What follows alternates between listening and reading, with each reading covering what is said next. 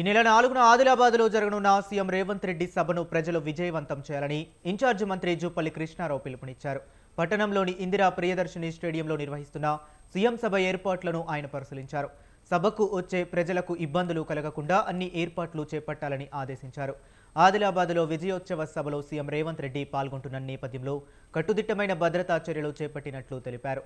ఉమ్మడి ఆదిలాబాద్కు సంబంధించిన సుమారు 500 కోట్ల అభివృద్ధి పనులను సీఎం ప్రారంభిస్తారని తెలిపారు. మధ్యాహ్నము 2 గంటలకు గౌరవ ముఖ్యమంత్రి రేవంత్ రెడ్డి గారు ఆదిలాబాద్ పట్టణానికి రాబోతూ ఉన్నారు.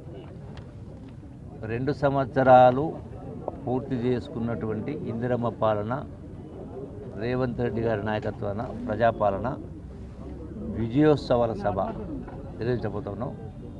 ఇందులో ఆదిలాబాద్కు సంబంధించి సుమారుగా 500 కోట్ల రూపాయల నిధులతోటి మంజూరిచ్చి పునాది రాయిలు వేసుకోబోతూ ఉన్నాం. 500 crores. ఇందులో పోలీస్ డిపార్ట్మెంట్కి సంబంధించినటువంటి స్టాఫ్ క్వార్టర్స్, అట్లాగే మహిళలకు సంబంధించినటువంటి పెట్రోల్ పంప్, అట్లాగే స్కూల్ బిల్డింగ్స్, అట్లాగే ఇట్లా రకరకాల అభివృద్ధి కార్యక్రమాలు ఇందులో చాలా ఉన్నాయి. అట్లాగే సబ్ స్టేషన్స్ కానీ ఇవన్నీ చాలా ఉన్నాయి.